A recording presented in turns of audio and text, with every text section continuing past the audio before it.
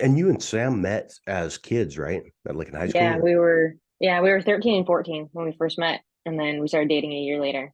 Can you tell me how you guys first met and kind of paint a picture of the spark that was between you guys when you were first teens? Yeah, so it's actually the first story in the book. So we were in ROTC together, and like a couple weeks before school starts, they have what's called summer leadership. It's kind of like a like ROTC version of boot camp. And so it's like the freshmen come in and they earn their first rank, they earn their first couple ribbons, and then it's more of a leadership opportunity for the older cadets, kind of increasing leadership each year.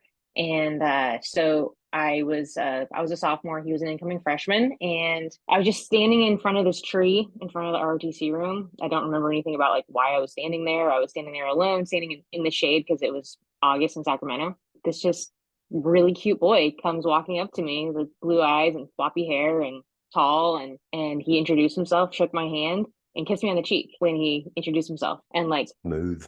my knees buckled, right? So it's funny because like that wouldn't be over then, but like now I'd be like, what the hell? Like, whoa, buddy. But and like he was, I've always been a tomboy, and the only guys that were ever interested in me, I had absolutely no interest in. Just it wasn't I was never attracted to the guys that were attracted to me. And like this beautiful boy just, kisses me on the cheek. And so I was like, oh whoa. So that kind of just was the first thing. And then we went through like the school year together. He had a girlfriend for most of the school year, and we were just kind of friendly, never like necessarily hung out outside of our OTC or anything like that. And then we were in the same at least one term we were in the same class together in our RTC. Like we would have to stand at attention, stand at parade rest, that kind of thing. And so for at least part of the term, I was in front of him in the classroom, and he was attracted to what he saw from behind. And then like the next summer, just out of the blue, he gives me a call and asked me out. We went miniature golfing, and we actually, the day before we were supposed to go out, he calls me, and this is like on my mom's like Motorola flip phone with a leather case and like the antenna that extended out Yeah. and everything like that. And he's like, "Hey, me and Jake are gonna go miniature golfing. You want to go with us?" And so I was like, "Yeah, cool." Like, so Jake was in my class. Sam's a year younger than me. Jake was in my class when we were friends, and they had been friends since middle school. And so Jake was kind of like this like comfortable buffer person in between us, and so we just kind of hung out, and we went miniature golfing, and we went across the street to the mall, and we went to Baskin Robbins, and we he wanted to share like a drink, and so we ended up, I think it was called the Mocha Blast. It was basically like a coffee milkshake, and I didn't like coffee back then. Big, people change, but I just wanted to go. Like I couldn't think clearly, and I couldn't think clearly enough to like have an opinion, and I didn't have like the confidence to express my opinion or anything like that. So I just was picturing, like the couple sharing a malt together with the two straws, right? So I just went with it and drank this milkshake with them, sharing the straw as we're walking around the mall. And then the next day we had our one-on-one date. Literally did the same thing. The miniature golf place, and then we went to a local taco shop actually, instead of Baskin Robbins. But yeah, had a pretty epic makeout session. We were like those gross teenagers. That's awesome. um, yeah, so that was kind of the beginning of it. I'm hoping that he published, maybe wrote some notes in a journal or something that he could turn into a dating book, because that sounds like that kid's got some he had some game. Oh, he definitely had game.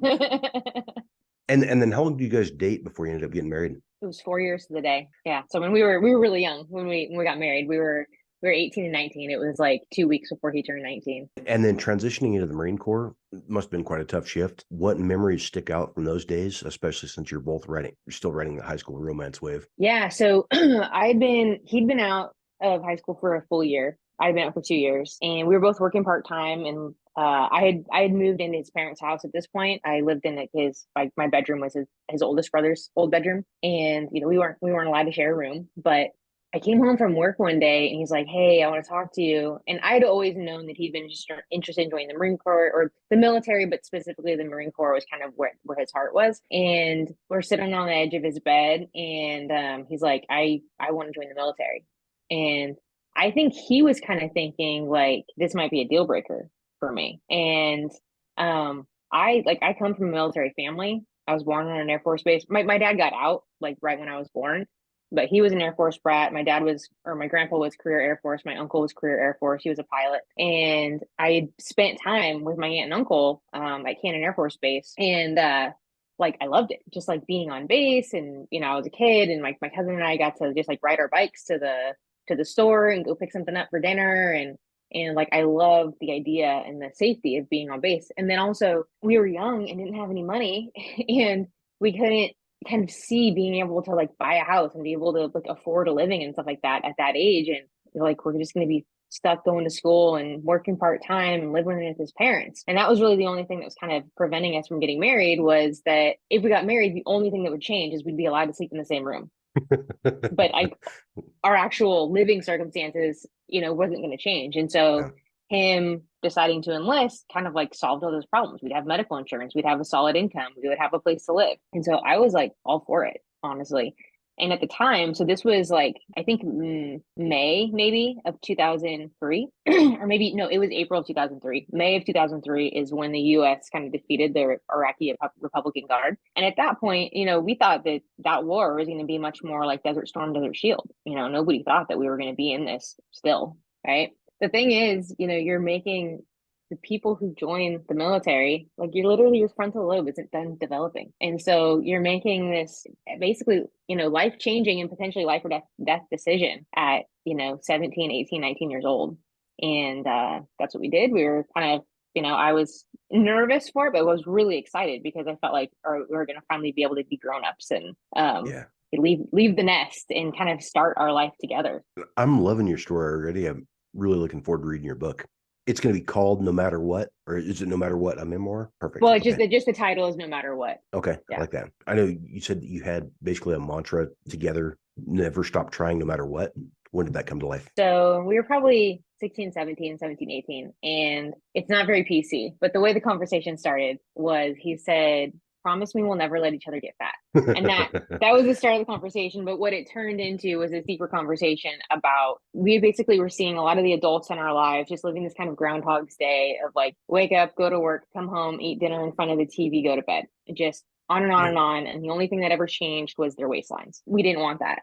And so it was kind of this promise to each other to never stop trying, to never be complacent, and to continue to just kind of learn and grow and develop, and do that together for ourselves, but for each other too, like for the health of our relationship, to like not stop trying. I love that. And also, I know deployments can be tough. Were there any times when you guys ever felt like everything was against you two, or maybe you felt like giving up?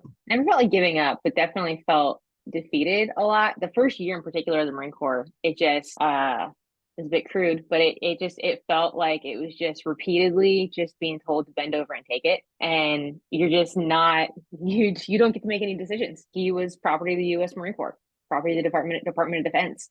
And I was just his wife. And if they wanted you to have a wife, they would have issued you a wife. And so just orders are orders. And things change. So like after boot camp, they normally get boot leave, which I think is 5 days, something like that. But you can get recruiter's assistance, and so you go and you get like an extra 10 days, and you just go and you basically work kind of like a 9 to 5 kind of thing at your local recruiter station. And then you go on to MOS school, which is basically where Marines learn the artillery or the infantry side of things. So every Marine is a rifleman first, regardless of their actual MOS. And that ended up getting cut short, and based on when his MOS school was going to be. And so it just like, that was the first situation where it was like, we thought we had a plan, we thought we had time, and it just got ripped away. And you have no choice, and then deployments are the same way. You just, orders are orders. You're going to Iraq, you're going to Japan. That's just the way it is. And I definitely did not handle it well the first several times things like that happened. And then I learned over time, like, not only does he have to deal with the situation that is out of his control, now he's having to deal with me. and my reaction to it. And so, as I continue to learn and grow, I was able to handle my emotions a lot better and be more of a partner with him rather than feeling like he was doing this to me. Like we were in this together and it was my job to support him. And because we're in the boat together. How many deployments was he on before his injury? His injury was his third deployment. So the first and the third were Iraq. The second was a MU, so the Marine Expeditionary Unit, where the Marines go out with the Navy. So they were their home port was in Okinawa, and they went to Guam, the Philippines, Thailand, and Korea. Are you okay talking about how he got Yeah. the traumatic brain injury? Yeah. So his job was artillery, but basically after the Republican Guard fell, we didn't need large scale artillery, which he did was like the big howitzers. And so both times he deployed, they were convoy security, which basically meant they would drive in big convoys and they would transport goods, dignitaries, or prisoners from one place to another. So basically they're out there driving on the Iraq roads, getting into firefights. IEDs were a constant. And so they were in the Diyala province of Iraq, not too far from Baghdad, and the vehicle in front of him got hit by a remote activated IED first. He was the vehicle commander, so he's like shotgun. And then so they were going to respond to go, give aid to their guys that just got hit. And then another one hit them. So it hit on his side, so the passenger side of the Humvee, and like slightly behind him. And you can even just like see like where his wounds were, because he had some like burns and like a lot of flesh wounds kind of more on the back side, the right side and the back side of his body. It killed the kid behind him instantly. They were the only ones that were severely injured. The other guys the guy up in the turret and the guys that were on the driver's side had just more minor flesh wounds from shrapnel, including bone frag. So they stayed in country, but and just minor wounds. But we lost all three guys that were in the or all but one guy that was in the first vehicle. I am so sorry to hear that. I know that's a common thing. We lose so many service members, and people say they're sorry or they say they appreciate your service, those kind of things. But hearing a story like that is just super impactful. Mm-hmm. Sorry you went through that. Can you share a little bit about what went through your mind as you were dealing with that, and how long that process was with them? So when I first got the phone call, all I knew at that point was he was unconscious. He had a broken arm and a broken leg. I didn't know the severity of it at all, which is probably a good thing. So that was a Tuesday that he got hit. And then, so I got the call kind of midday on Tuesday, and then Thursday, and like the waiting was just horrible. Just basically waiting around to be informed. So, he was in Baghdad initially. From Baghdad, once he was stable, he goes to Kuwait, stabilize him in Kuwait, do what they can there. I think he had some surgeries and stuff in Kuwait before they got into launch school in Germany. And so Thursday morning around 7 a.m., I got a phone call, and he'd arrived in Germany. So I was getting the phone call from the doctor in Germany, and he'd arrived there. And that's kind of when I found out like how severe it was. He was in a coma and he might never wake up. And then also the physical injuries were more substantial than I knew previously. And so my brother-in-law and I got put on military orders to go to launch school. So they flew us we're in Sacramento. So they flew us from Sacramento to DC. My passport was expired. So they had to issue an emergency passport for me. So we had to go to like the Secretary of State or whatever. So we actually went to the Naval Annex, and this lady like did that work for us. And then we got to launch school. So we left Thursday afternoon. We arrived in Germany at like 7 a.m. on Saturday morning, and then Germany time.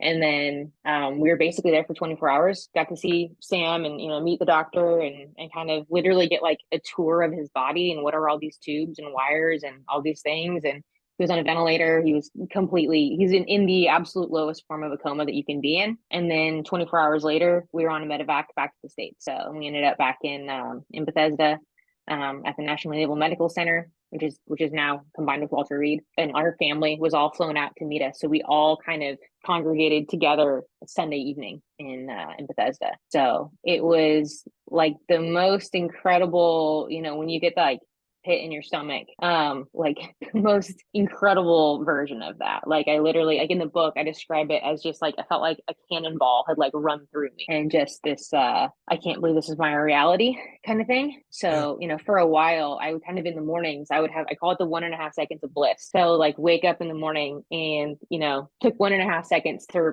like for my reality to just crush me and, kind of realize what I was actually experiencing. Is that correct that it took 13 years that he survived for 13 years after the traumatic brain injury? Right. Yeah.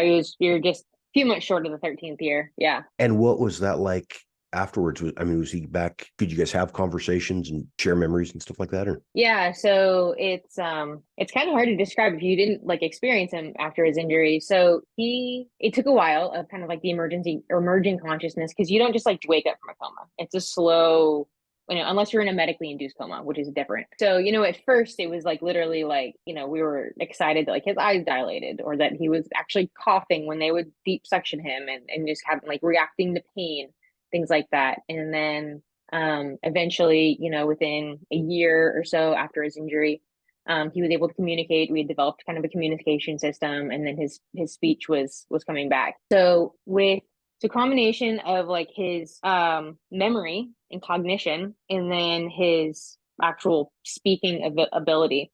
So he had parts of one of the parts of his brain that was injured is called the basal ganglia, and that's where the Parkinson's disease occurs in your brain. And so he didn't have the disease process, but he had Parkinsonism, so like symptoms of Parkinson's. And one of the things is it kind of like recalibrates your voice, the volume of your voice. And he basically he had a really hard time turning on his voice. So a lot of times he'd be like just like mouthing words, but then he also has weakness in the muscles. So more similar to someone with a stroke. So there were certain words or certain sounds he just couldn't pronounce. And so between that combination, it could be really difficult to understand what he was saying. And then kind of like memory and cognition wise, so cognition wise, he knew like anything that somebody with his level of education, like a year of college, would know. So like historical events, or, simple math kind of stuff. Like he knew that kind of stuff. But his memory was really affected. So he had no short-term memory. So he couldn't make new memories, which also meant that he couldn't track time. But he knew me. His long-term memory was kind of a sliding scale. So a lot of times he thought that we were still teenagers, that we were like 16. So he knew who I was. We just didn't remember that we were married, but he always remembered that he was a Marine. And so I could kind of use like a timeline. So like, remember, we graduated high school, then you went to the Marine Corps, or we got married, then you went to the Marine Corps. And so if I kind of jogged his memory in that way, he would remember. And so he was so primarily the right side of his brain was where his injury was. And a classic characteristic of a right hemisphere brain injury is denial of injury. So pretty much it's not like denial, like I don't believe it's true. It's literally like no awareness that it's there. So he's in a wheelchair, can't move the left side of his body, and he doesn't think anything's wrong. So definitely a blessing. And so as long as he was kind of like comfortable and entertained, he was good. Especially when I was there with him.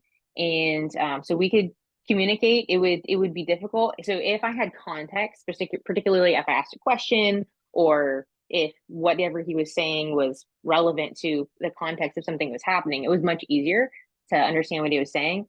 The most interesting things were, of course, the things that he just thought of and wanted to share, but those were the most difficult things to understand. And so what I'd have to do is, because of between the voice being really quiet or non-existent, and then just kind of the articulation difficulty, I would have him say one word at a time, because he would just like start talking, and with no realization that it's not intelligible. And so I'd have to have him slow down and tell me one word at a time. And then if I couldn't get that word, I would have to have him spell it. He was a fantastic speller. And then we use kind of our default backup communication system was one finger for yes, two fingers for no. And so it could be quite laborious to parse out what he was actually saying. But I mean, he had some awesome things to say. There's a part in the book where he dictated to me a Father's Day card for his dad. And so I was like, all that's right, awesome. yeah, it's Father's Day. Let's write a card to dad. What do you want to say? And he literally starts telling a story. Like, there was this kingdom and this mighty king and all the king's horses and there's like all this stuff. And I kept on reminding him, like, there's a Father's Day card. Like, I'm running out of room and we got to wrap this up. Happy Father's Day, Dad. Love you. And so he did it. I mean, this literally took like an hour. It was a lot of work, but it was also like really fun. And so then we were, able to send that to his dad and have that memory. So yeah, it's kind of it was in a lot of ways he was still Sam, and he was still chivalrous. He was always trying to help. I mean, before he got injured, he would literally like knock me over to open a door for me. And he was still like that. So, maybe I would tell him that, yeah, my friends and I are going to go to Marin for a run or have a race, and he'd be like, do you have a ride? Do you need me to give you a ride? Or I'd be like, all right, I'll be back in like 20 minutes. I'm going to go get some lunch. And he'd start like patting his pocket. He's like, do you need cash? I love that. So yeah, so that, like that kind of stuff. That's your the typical the guy that you picture when you picture the man's man Marine kind of a guy. Hmm. Yeah. That's awesome. I can't even imagine how tough it was losing him. So that was just under 13 years after the TBI, you said. Are you okay talking about what happened? Yeah. So, it was, so it's important to note that the last year of his life, so basically 2019 and early 2020, he just had these recurring infections. He had always had recurring infections, particularly UTIs and pneumonia were just really common. And so over the years, he'd been in and out of the hospital lots and lots of times. And, he would need powerful IV antibiotics. He had like the super bugs that you hear about on the news that were, concerned about drug resistant bacteria, stuff like that. He had all that. The last year of his life, though, he kept getting this just mysterious infection where he would have bacteria in his blood that wasn't present anywhere else. So typically, go in with a fever, check your white blood cell, it shows an infection. And then the first thing that they would do a urine culture, a sputum culture, and then if he had any like he a lot of times he had like a long-term IV essentially, and so that's one of the first culprits that you look at is did the line get infected, and that wasn't the case. So we're finding this bacteria in this blood, and we're not seeing this bacteria anywhere else. And so it was just like this constant mystery of where's the source. So they could treat the infection with again like powerful IV antibiotics and like long bouts of them, but we couldn't get to the source. Like, what is causing this? And the only thing I could think of, because the doctors are coming to me and like, what do you think? And the only thing I can think of is a shrapnel that has just all of a sudden decided to act up. And then eventually, long story short, eventually there was a piece of shrapnel kind of between his rib and his hip that ended up working its way out. And it was funny because we're in this hospital in suburban Sacramento and in Roseville, and they would get like motorcycle accidents and stuff like that, but road rash kind of things, but they never saw war shrapnel. And so it was like this big deal, and like literally I'd be walking around the hospital and people are like, oh, I heard about the shrapnel, and I'm like showing pictures of the shrapnel and everything like that, like it's our baby, like our little shrapnel baby.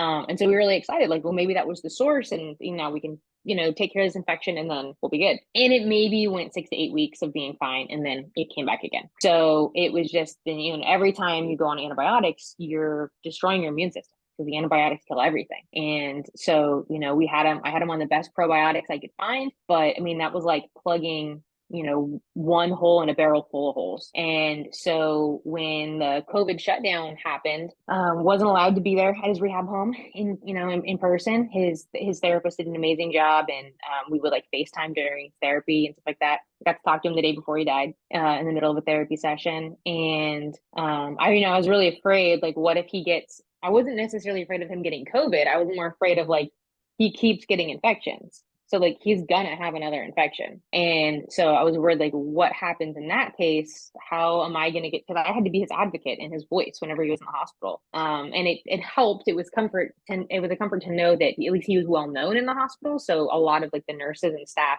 knew him well, and it wasn't, it wouldn't be the first time that they were treating him, but still, like, I was that person. And so I didn't know if I was going to be able to be there, if he got hospitalized again. And then I get the phone call. It was maybe like 7 in the evening, and he had a high fever. They're sending him to the emergency room. So I get there, and it was so weird because I've been in the emergency room tons and tons of times, and it's usually full of people, and it's empty, and there's a nurse sitting there with a mask on, like at the computer, and kind of like triaging as you go in. And they would either send you to the parking garage where they had a like tent kind of situation set up to where they would kind of like pre-check you for COVID, and then like one at a time they were letting people in. So they knew who I was, and they let me back. And he was in this special isolation room. So typically when you're in the emergency room, there's just like little bays and there's curtains separating everything. But they have some actual isolation rooms that has special ventilation, and it has like a sliding glass door that totally separates. And so he was in one of those rooms, and they let me be outside of the room. I couldn't go in, but I could see him because it's like a glass wall. I could see him through there, and his temperature was 106 degrees. And he ended up actually testing negative for COVID, but it was like the test was brand new. I mean, this was April 3rd. So the test was brand new, and there was a lot of false negatives at that point. But he had the signature look of COVID. It's this I can't remember what it's called. I have it. I have the right term in the book. It's glass something. But they knew what his lungs looked like. They had probably hundreds of chest Yeah. X-rays of his, and so they knew what it was. And basically, he just went south really fast. They were about to transport him to the ICU, or they were deciding. Like, yeah, it's time to transfer him to the ICU. Which is, maybe 30 yards away from the emergency room. So they go put me in the ICU waiting room, which I, frequented many times, get him into the ICU. And then maybe 2 minutes later, I hear over the speakers, code blue ICUB, and just like ice. Just like I can't even describe. I just, I was like, hoping that it wasn't him, but like, of course it was him. And I'm seeing like a respiratory therapist, I see her run down the hallway, and somebody I knew, and I knew she was going to him. And as I'm sitting there waiting, this nurse that I knew from a different unit comes in and sits with me. And she happened to be in the ICU, like getting something, like some supply or something like that. And she saw it was Sam that was coding. And so she came to find me. And this is the part that always chokes me up. She just came to sit with me and be with me. And then eventually, the doctor or nurse, whatever, came out, and that was it. And they let my mom and I think my sister, yeah, my mom and my sister came in. The security guard on was actually a guy that we knew from ROTC. He was an Army vet, and he'd been a security guard there for a really long time. And so we'd see him, whenever we were in the hospital. And so yeah, that was it. Got to the hospital at, like 7:30, and it was just after 11 when he was gone. So sorry to hear that. I can't, like I said, I can't even imagine how tough that was losing him. How do you find strength in the love and memories you shared? And also, are you still using that never stop trying no matter what mantra that you guys come up with together? Yeah, I guess you kind of don't have a choice. I suppose there is one way out, but that's never been an option for me. Never even considered, ending it all or anything like that. My family was a huge, huge support at the very beginning. I mean, my mom basically moved in with me immediately. My dad and my sister and her family were there with me, a lot for the first couple weeks and everything. This is also amid the shutdown too. So I think it helped in part that there had been some grieving of, like, there had been, after his initial injury, there had been some grieving, and it wasn't like, he just had a heart attack out of the blue or was in a fatal car accident. So there was some kind of preparation and knowledge that, this could happen, or that this was going to happen at some point, right? Yeah. Yeah, I mean, my faith is a big part of it too, and just kind of understanding. It's actually, I heard this, I was watching like this like Marine boot camp documentary long, long, long time ago. And they were talking about like whatever, as a recruit, or whatever you're feeling at the moment is what they want you to feel. Like as you're in boot camp. Yeah. And then, just kind of with my faith, like God is sovereign, and basically he has you right where he wants you. And for some, if you're not a believer, I could see how that would, might make you angry at God if you believe there is a God at all. Absolutely. But having faith, it's actually a great comfort to me. And I might not understand the why behind it. Why me? But it's not for me to understand it. It's for me to deal with it the best way I can. What do you hope people will feel and learn from your and Sam's story? So there's this Viktor Frankl quote that's in the book. I have to look it up every time because I don't get it right. But this basically sums up the book. And so this was already the theme of the book, and then I came across this quote. I'm like, this is it. So Viktor Frankl, if you don't know, wrote Man's Search for Meaning. He was an Auschwitz survivor, and he says the last of the human freedoms, to choose one's attitude in any given set of circumstances, to choose one's own way. So like bad stuff's gonna happen. That's life. And we can't necessarily change our circumstances, but we can control to an extent the way that we move through those things. As you encounter bad things in your life, struggles, hurdles, you become better at them. We're always adapting and evolving, right? So, just like I was saying, how I did not handle kind of military life very well at the beginning. I grew and was able to overcome that, and I can't imagine if he had gotten hurt on his first deployment, when I turned 20 during his first deployment. I was 23 on that last deployment when he got hurt. I mean, 23 is still really young, but I had 3 years, 3.5 years of being a Marine wife, almost 4 years of being a Marine wife at that point under my belt, which, that maturity at that point made all the difference. And then I, just continued to, learn and grow.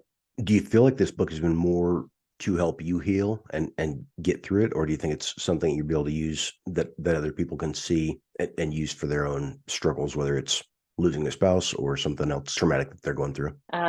Right. So I think both. People had been asking me to write a book for years, and I was always like, okay, like I'm open to that, but like what kind of book is it? Like what's the angle? Is it a how-to book? Is it a Christian testimony? Like I just didn't know. And then one night I woke up at like 3 o'clock in the morning, couldn't go back to sleep, and it just kind of hit me like, oh, it's a memoir told kind of in vignettes, like the time we, the time we, the time we. So in a way, it was kind of a response to the request for it. People wanted to know, like particularly people, like thousands of people had been praying for years, like on Facebook. And so they wanted to know more. They were curious to know the ins and outs of it. And then also the thing I think that was people were really curious about is how did I get through it?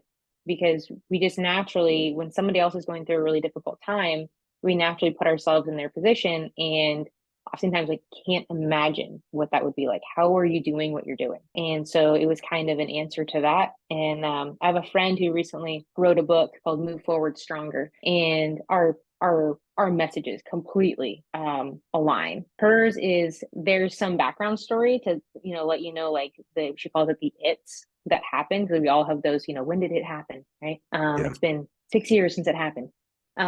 Hers becomes more of a how-to, like she has a framework for getting through your in a way that allows you to move forward stronger. Mine is more of a how-to through the lens of how I did and how I am doing. So kind of more of a lead by example kind of thing. Okay. So like here's this kind of extraordinary set of circumstances that I lived through. Let me just kind of show you the way I walked through this, and I hope it can be an inspiration and help to influence the way that you move through, the things you're going to be challenging in your life. So again, one more time, the title of your book, and is that going to be available on Amazon and all the major booksellers? So it'll definitely be, on Amazon. I officially have seen the page with the ISBN number. So that was, I have copyright, and like that was really exciting to see that. I don't know about like Barnes and Noble as far as like online, or like I don't know how that works. I know that they have a local author program, so I anticipate being in at least local to me, Barnes and Nobles, and hopefully getting to do like signings and stuff like that at the local places. But yeah, it'll be available, like just like waiting like any moment for the website, kind of the landing page to be available and pre-sales and all that kind of stuff. Because it's slated to come out. The goal is to be before Thanksgiving, so we're Perfect. coming up on it. Do you know your price point yet on what you're going to sell that on Amazon and stuff? The paperback's $19.99, hardback's $24.99.